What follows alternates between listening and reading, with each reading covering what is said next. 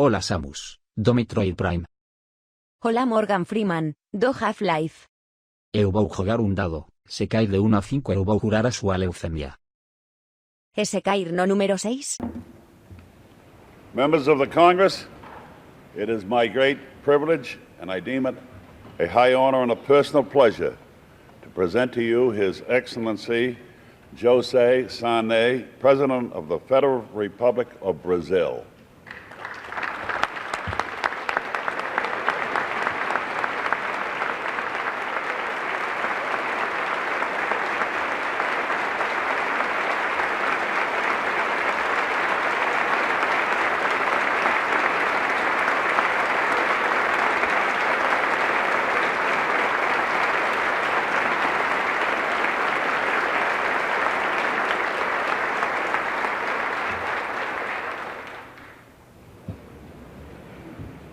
Mr.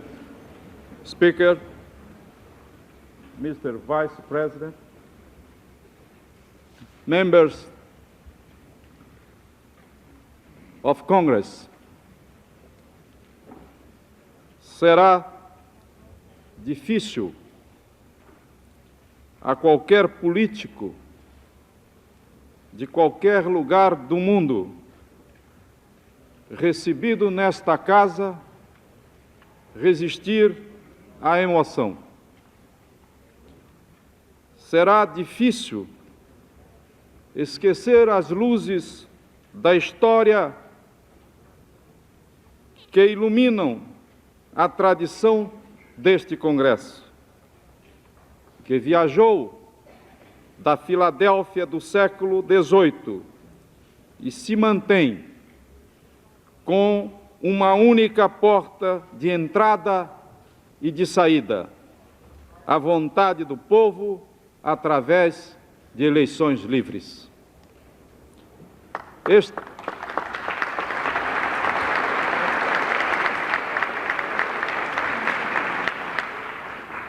Este país enfrentou crises, viveu momentos de triunfo e provou muitas vezes o gosto amargo do perigo e do luto.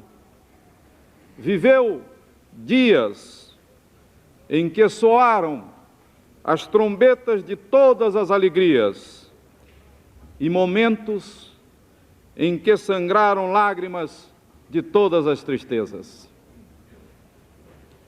O infortúnio da guerra e as cantigas da paz. Uma coisa não se alterou e resistiu a tudo: o Congresso dos Estados Unidos.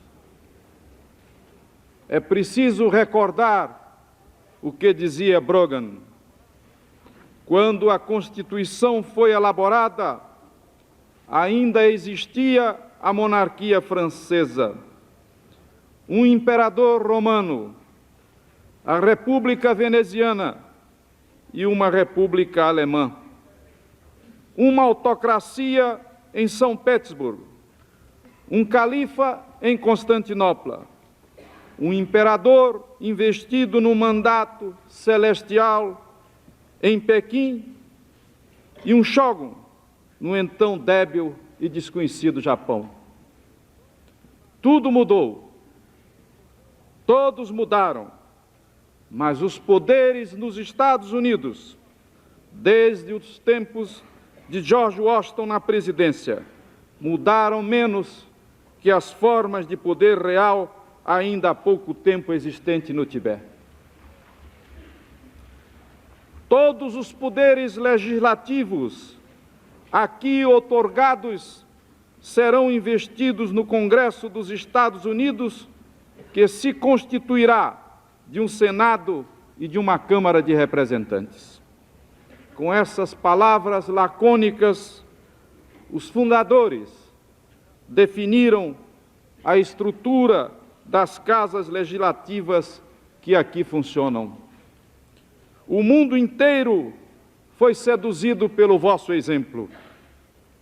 Em quantas partes do mundo, ao longo destes 2 séculos, sonhadores, heróis, mártires, não conjuraram, sonharam enlouquecidos pela chama de fogo de vossas ideias de autogoverno. Há 200 anos, meu país, o Brasil, era uma colônia europeia. Desde essa época remota, os brasileiros se sentiram próximos dos Estados Unidos. Em 1787, o jovem brasileiro José Joaquim Maia procurava Thomas Jefferson, então ministro em Paris, pedindo apoio para a causa da independência do Brasil. 2 anos depois, Tiradentes, o nosso herói, que sonhou ver o Brasil livre e republicano, era condenado à forca. Esquartejado, o seu corpo em pedaços foi salgado, amarrado em postes, exibido em horror e crueldade pelas ruas e estradas, para amedrontar o sonho da liberdade e dizer que ela não nasceria naqueles campos. Sabem os senhores o que os agentes do rei encontraram entre os documentos que haviam enchido o coração do nosso mártir da loucura santa da independência? A Constituição dos Estados Unidos da América.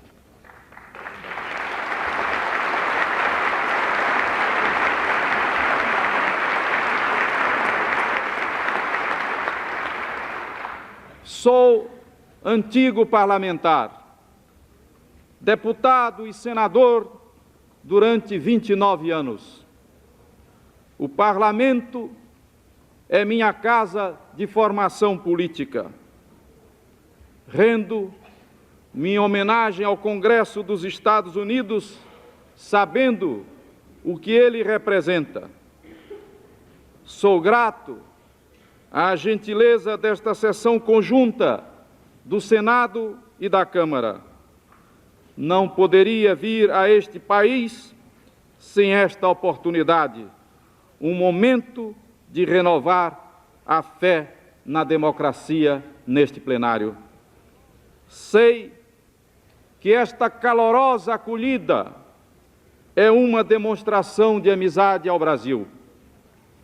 Recebam minha gratidão, que pessoalmente renovo ao presidente O'Neill e transmito a todos os membros da Câmara de Representantes e do Senado, que decidiram honrar-me com o convite para esta sessão conjunta.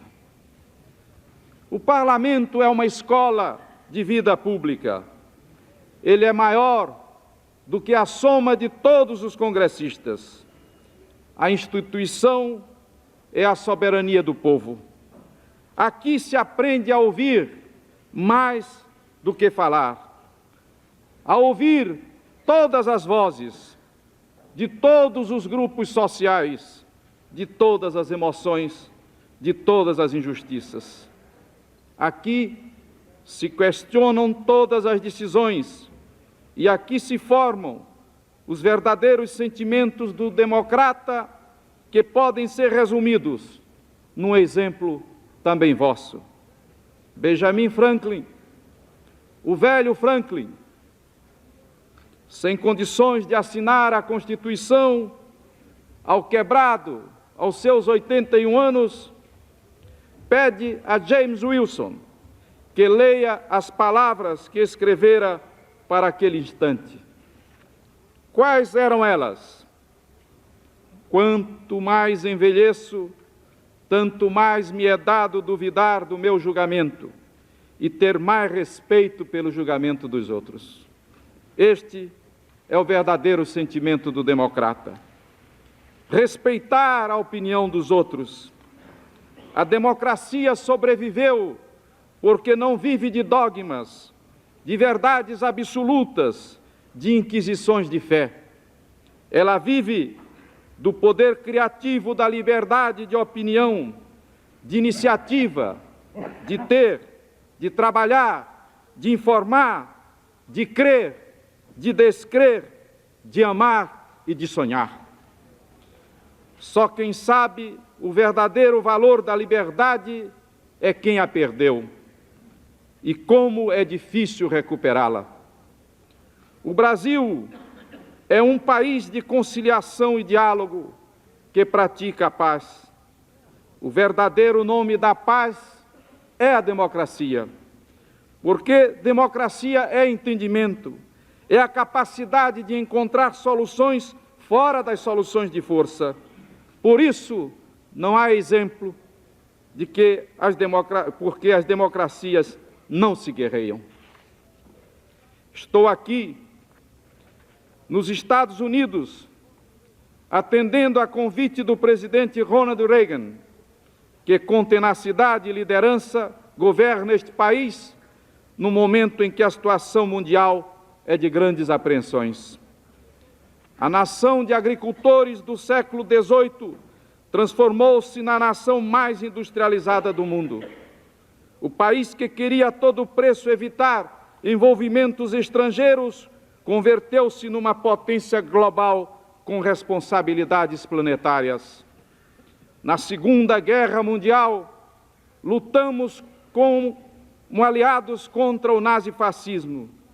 Ao longo de sua história, o Brasil admirou a pujança da democracia americana, a solidez de suas instituições, o civismo do seu povo e a criatividade dos seus artistas, cientistas e intelectuais. Partindo de matrizes culturais diversas, crescemos juntos, Brasil e Estados Unidos, no horizonte compartilhado de valores que provêm da época em que emergimos no cenário da história como nações independentes. Os valores do iluminismo, a qual devemos nossa fé inquebrantável na razão, na verdade, na paz e na concórdia. Senhores congressistas, é representando esse Brasil que eu aqui estou. Venho como presidente de um país que tem afinidades com os Estados Unidos e que, sem humildade e sem arrogância, tem a consciência tranquila do seu destino histórico e de sua importância como oitava economia no mundo ocidental. Sou representante de um grande povo que vem visitar uma grande nação. Trago a saudação dos meus compatriotas e sou portador dos votos do povo brasileiro para desejar que este país continue na sua trajetória de grandeza que passa obrigatoriamente pela justiça. Brasil e Estados Unidos se reencontram hoje na prática da democracia, não só como regime mais justo e humano, mas também como mais forte e eficaz. Atravessamos 20 anos de dificuldades institucionais. Em apenas 17 meses de exercício da democracia, o poder civil demonstrou capacidade de agir com determinação e coragem.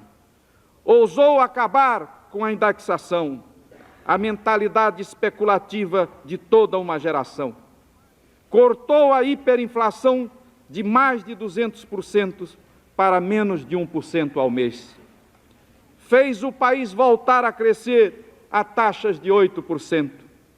Criou centenas de milhares de empregos, valorizou os salários, lançou a reforma agrária, está elevando os investimentos sociais a 12,5% do produto interno bruto, para chegarmos ao fim do século com níveis de bem-estar compatíveis aos do sul da Europa. Restabeleceu a mais ampla liberdade política e sindical. Convocou eleições para a Assembleia Constituinte, nas quais votarão para a Assembleia Constituinte, na qual votará 68 milhões de brasileiros, mais do que a população de qualquer país ocidental, exceto os Estados Unidos. Tudo isso sem traumas, sem violência, dentro do lema da nova República: conciliação e mudança.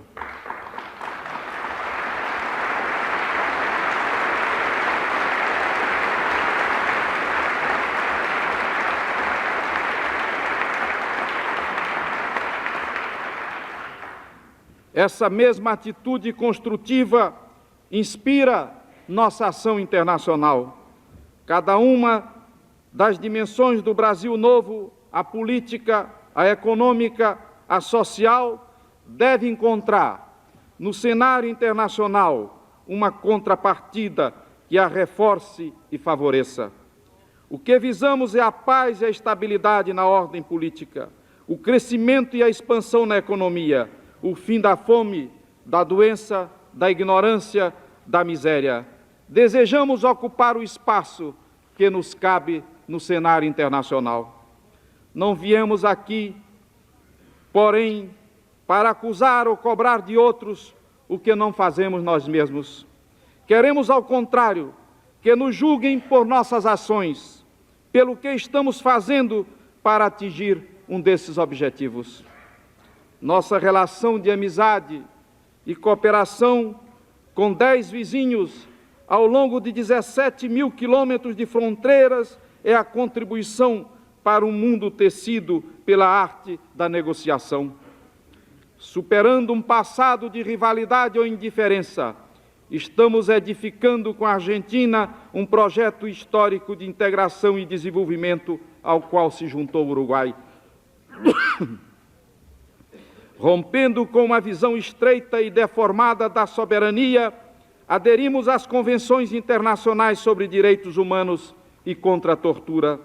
Estamos propondo que o Atlântico Sul, entre a América do Sul e a África, seja preservado como um espaço de paz, isento de armas nucleares, como já se fez com nossa participação no Tratado de Desnuclearização da América Latina. Fazemos parte do grupo que apoia uma solução negociada e pacífica para a América Central e adotamos legislação com sanções efetivas contra o apartheid.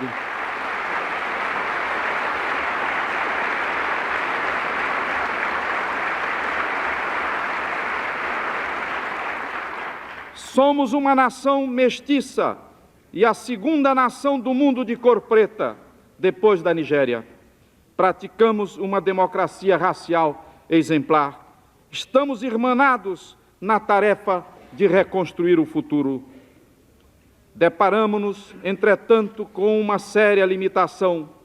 O volume de recursos que a economia brasileira vem transferindo cada ano a fim de atender ao serviço da dívida externa pesada. O volume dessas transferências alcançou no ano passado uma quarta parte de nossa poupança interna bruta. É evidente que não poderemos crescer ao ritmo necessário e desejado se continuarmos assim. Trata-se de uma conta simples. Para crescer, precisamos aumentar importações e a taxa de investimentos. Ao fazê-lo, estaremos adquirindo mais produtos agrícolas e industriais de nossos principais parceiros comerciais, sobretudo do maior deles, os Estados Unidos da América. Estaremos, assim, contribuindo, na medida da nossa demanda por importações, para reduzir o déficit comercial deste país. O Brasil tem potencialidades para essa cooperação, mas com isso estaremos também reduzindo o nosso saldo comercial com o exterior. O Brasil tem mantido nos últimos anos um saldo de comércio correspondente a cerca da metade de suas exportações. Em termos relativos, pouquíssimos países têm alcançado tal desempenho, mas com esse saldo temos atendido todo ele ao serviço da dívida. Ao reduzi-lo através do aumento de importações, estaremos necessariamente diminuindo nossa capacidade de transferir recursos para o pagamento de nossa dívida. Em outras palavras, teremos que passar a pagar menos por algum tempo para podermos importar mais. Somente assim poderemos assegurar o ritmo de crescimento almejado e, no médio e longo prazos, a reintegração do país na economia internacional, sem crises, choques ou sobressaltos, e cumprir o inalienável compromisso que temos com o nosso povo. A América Latina não pode sobreviver com a miséria dos salários de $25 ao mês. Dessa criminosa injustiça nasce o caldeirão social, a revolta e a sedução da violência. Temos proposto insistentemente, nos fóruns apropriados, um esforço conjunto de credores e de devedores. Os spreads elevados que os bancos cobram e o alto nível das taxas de juros reais impedem os países devedores de crescer e, assim, de verem reforçada sua capacidade de pagamento. A instabilidade dos juros e as flutuações do câmbio os impedem de planejar seu desenvolvimento econômico e social, já que não podem estimar o quanto montarão seus compromissos financeiros e suas responsabilidades sequer no semestre seguinte, quanto mais no ano seguinte. É indispensável promover um entendimento entre os líderes de países credores e devedores para reduzir o montante dos pagamentos atualmente desembolsados. Assim, os segundos poderão voltar a absorver mais mercadorias dos primeiros, contribuindo com seu próprio crescimento para o relançamento e a normalização da economia mundial. De nossa parte, continuamos prontos a engajar-nos nessa empreitada conjunta, mas não podemos esperar até que seja tarde demais. Temos instado nossos parceiros dos países industrializados a empreendermos juntos e desde já esse esforço em prol da saúde e estabilidade financeiras do mundo ocidental. No tema maior da redenção do homem da miséria e do sofrimento, reconheço não ser muito o que podemos fazer fora de nossas fronteiras. A prioridade do meu governo tem sido o esforço de resgatar a principal de nossas dívidas, a dívida social e moral que temos com os brasileiros. Não obstante, estamos dispostos a trazer nosso aporte para ajudar a superar as disparidades de riqueza, a combater a doença e a ignorância e a colaborar em erradicar o tráfico de drogas. Retomo aqui o apelo que lancei da tribuna das Nações Unidas, no sentido de que se empreenda uma luta definitiva para fazer desaparecer o flagelo da fome da face da terra.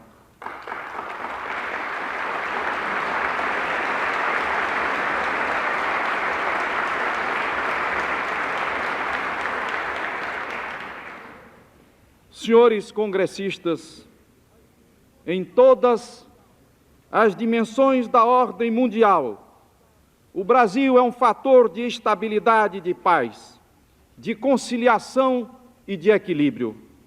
Somos um país que soma, que não desagrega, um país que não traz problemas, mas soluções. Nossa capacidade de dar respostas próprias aos desafios ficou demonstrada na transição pacífica para a democracia, no combate não recessivo à inflação. Confiamos em nossas próprias forças, sem ignorar que também dependemos, como todos, em graus distintos, de forças e condições derivadas do sistema internacional. O Brasil tudo tem para dar certo, tem todas as condições para, a curto prazo, dar o salto para o pleno desenvolvimento. Existem no país amplas oportunidades de investimento que continuam abertas à iniciativa do investidor nacional privado e do investidor estrangeiro. Além de uma economia robusta, da abundância de matérias-primas, de mão de obra e de uma infraestrutura moderna, o investidor encontrará uma adequada legislação sobre o tratamento do capital estrangeiro. Nossa lei sobre ser equânime e flexível tem presidido com êxito por mais de 20 anos ao importante relacionamento com aquelas empresas que nos aportam do exterior seus recursos de capital, sua tecnologia e sua capacidade gerencial. Este tem sido um relacionamento estável, transparente e confiável, que, com a retomada do crescimento da economia e da estabilidade política e social de que agora desfrutamos.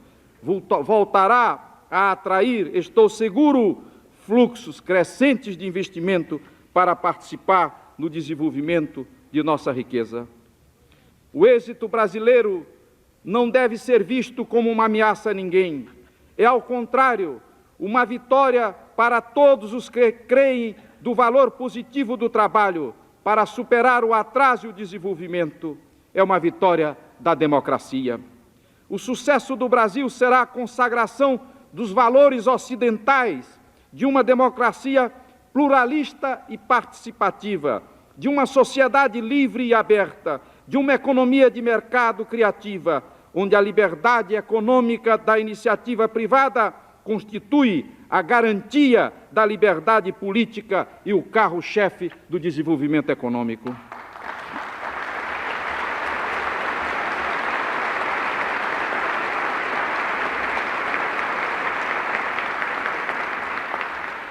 Desejamos firmemente o nível alto de cooperação com os Estados Unidos, país que primeiro reconheceu nossa independência e ao qual estamos ligados por vínculos culturais, políticos e econômicos. Cooperação que une uma superpotência de interesses globais a uma nação latino-americana que emerge para o desenvolvimento e para assumir maiores responsabilidades no mundo. Para que essa relação se consolide e enriqueça, é preciso haver em cada um dos lados maturidade para encarar como naturais as dificuldades do percurso, respeito para com os legítimos interesses e pontos de vista do outro, permanente disposição para o diálogo e para o entendimento. Essa vem sendo nossa tradição, é nossa prática no presente, é nossa expectativa para o futuro. Members of Congress, I would like to conclude by quoting the poet of democracy, the great Walt Whitman. Welcome, Brazilian brother, thy ample place is ready. A loving hand, a smile from the north, a sun instant rail. Let the future care for itself where it reveals its troubles, impediments. Ours the present fraud, the democratic aim, the acceptance and the faith. To thee, today, our hitching army, our torn neck, to thee from us the expectant eye.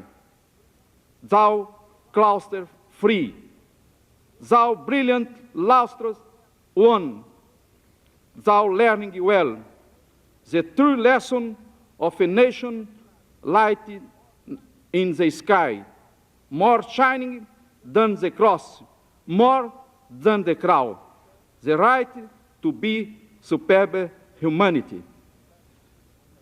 God bless America. Thank you.